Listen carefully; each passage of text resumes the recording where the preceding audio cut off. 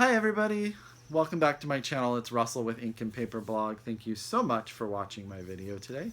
Today I am going to focus on Pride Month. June is Pride Month here in the United States, and this weekend is actually Gay Pride in San Francisco, which is probably the biggest Pride festival near where I live. I feel really lucky and fortunate to live in California as a gay man. I've lived here my whole entire life.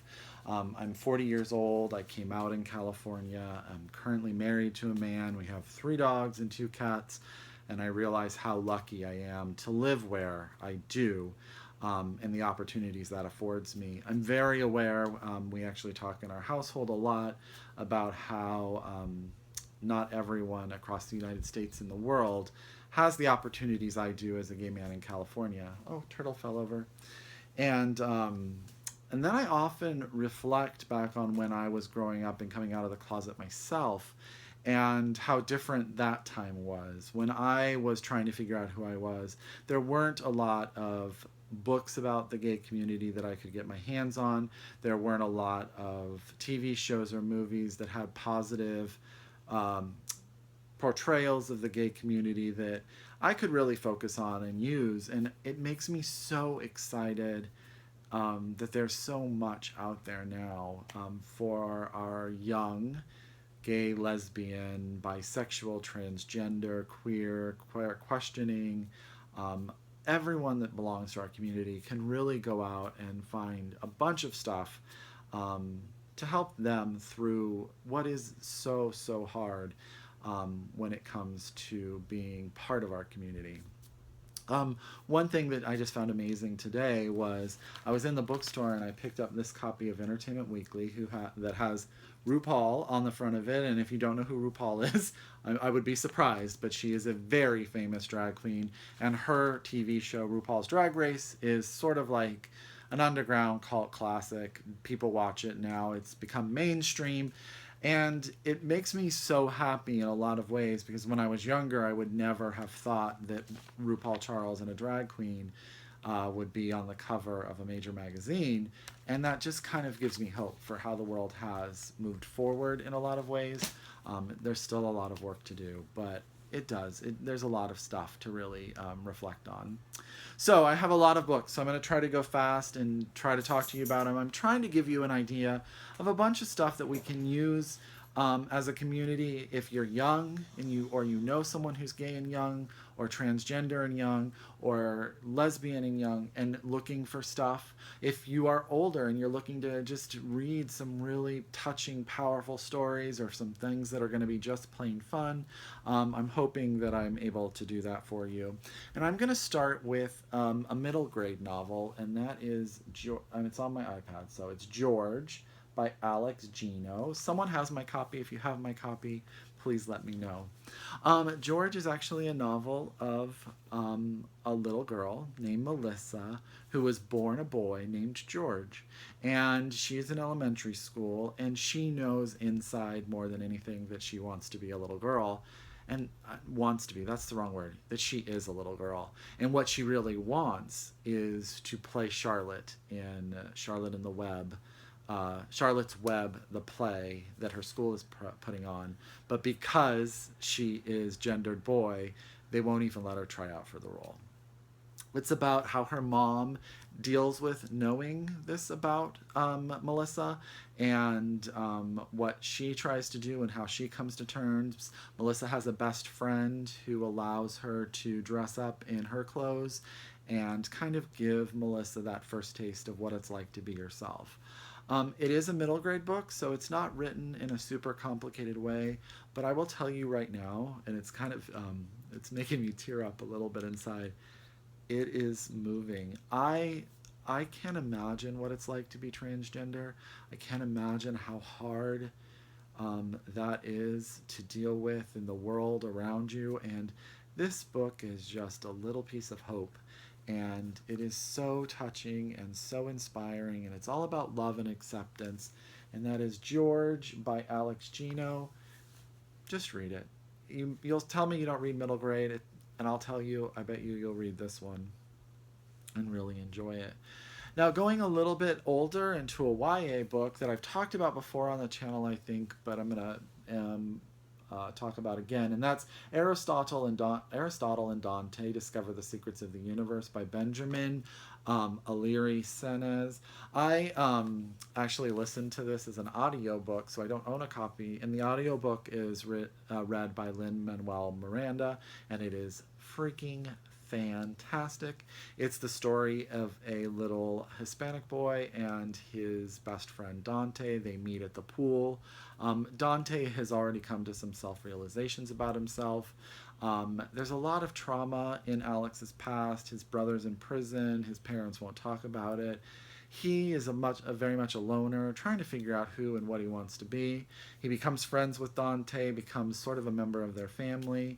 There's a lot of stuff that goes on, but it's really about self-acceptance. Dante's parents know who he is, and the way that they are portrayed and how they love him for just who he is it's so heartwarming and fantastic. And I don't even know what to say. I just think that this is a book. If you know someone, a young boy who has just recently come to you or you think is dealing with this is the kind of book to give them, because it's all about love and acceptance. It has some tough times, don't get me wrong.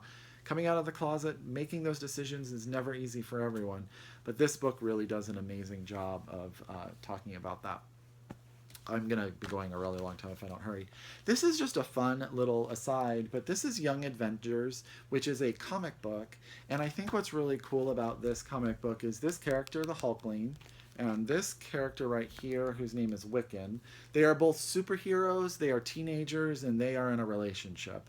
And what's fantastic is as they kick butt and take names, they are also dealing with being teenagers in a gay relationship, which is a lot of the same things that a lot of people deal with in relationships. And I just think that it's amazing that there is a comic book out there with a Hulk type character that is actually a gay man, and he has a boyfriend and they're trying to deal with it.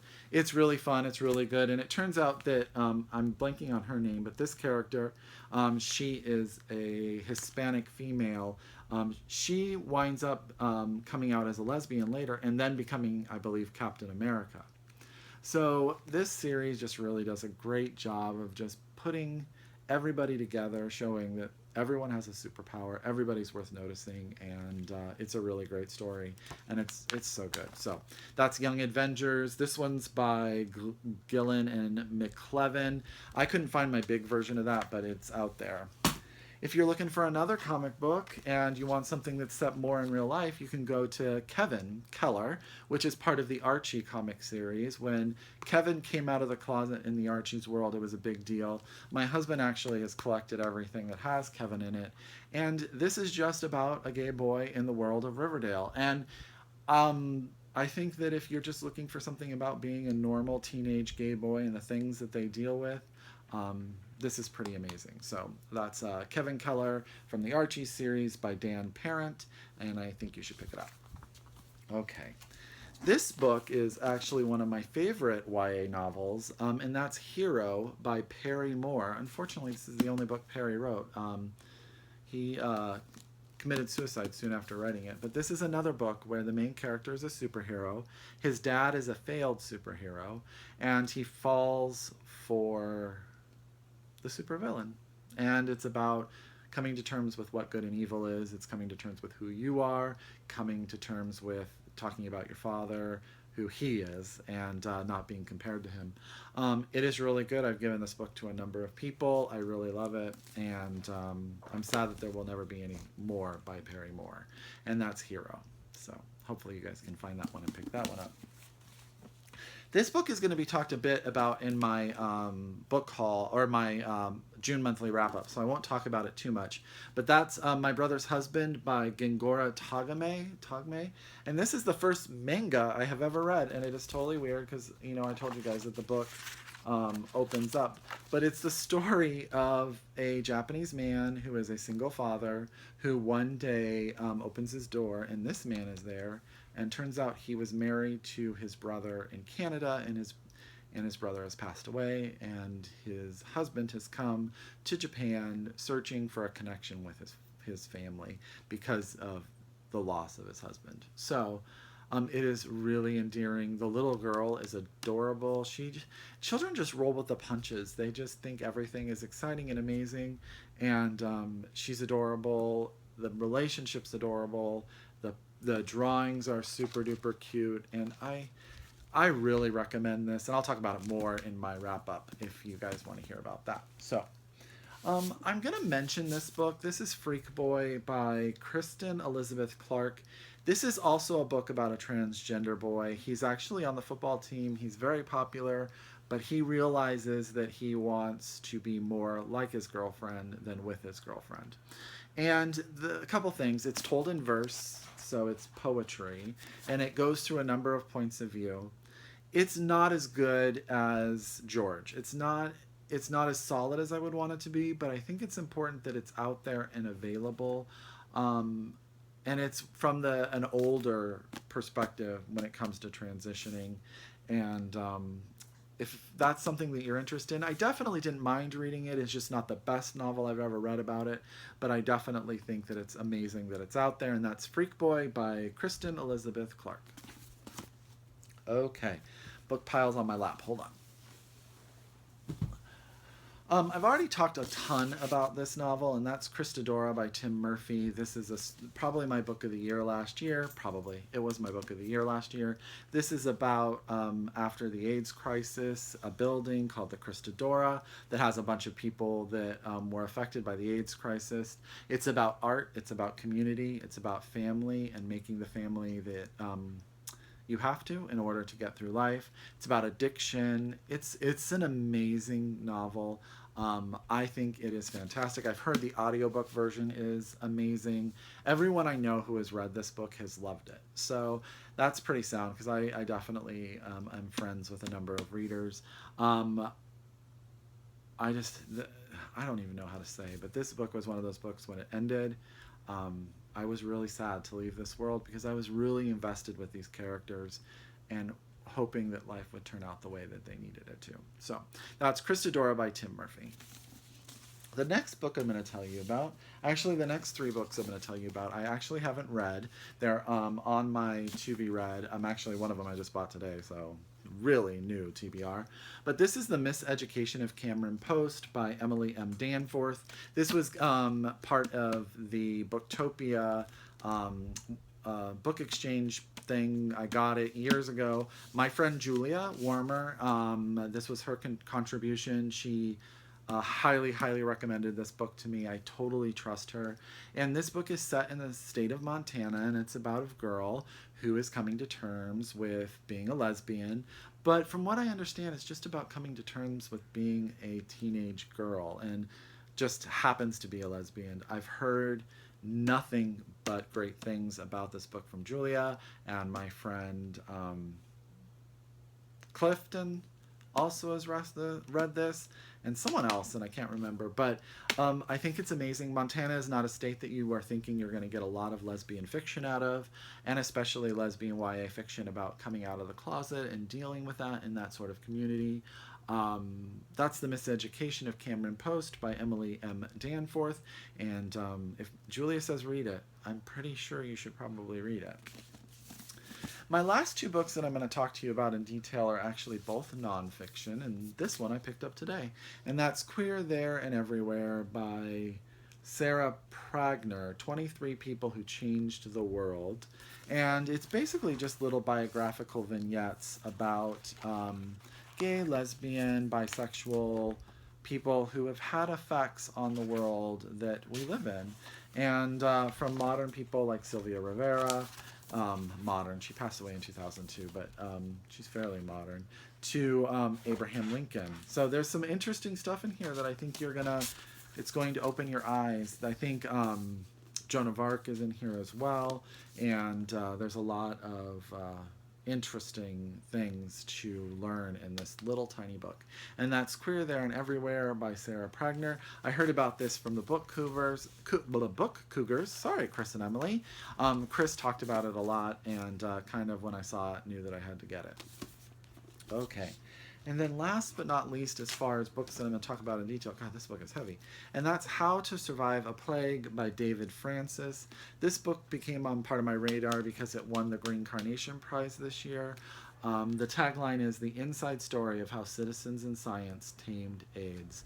And it won the Green Carnation Prize this year. And if you watch the video of when it won, they basically talked about how this is a book everyone should read because of the importance of the story it tells. I don't know. I just thought it sounded fascinating. The AIDS epidemic has had a lot of books. There's great And the Babe Played On, and other novels that have really tackled the topic. But this one just seems to have a voice of how people in science attacked the problem instead of being bullied by the problem. And I think that sounds very hopeful. AIDS has changed so much from when I was younger to when I was coming out to when I was a young adult to now, and something that we deal with differently today than we would have 20, 30 years ago, so it's pretty amazing. So that's How to Survive a Plague, The Inside Story of How Citizens in Science Tamed AIDS by David Francis. And there you go. I have a couple books that I'm just going to throw out there as honorable mention. They're phenomenal novels, but if you haven't read The Art of Fielding by Chad Harbaugh, it does have a gay plot in it as well. That this is just great fiction and is really, really good. I'm not going to talk too much about it because these are my honorable mentions, for goodness gracious sakes. Already talked about this book a ton, the Gustave Sonata by Rose Tremain. Get ready to bawl your eyes out. It's so good.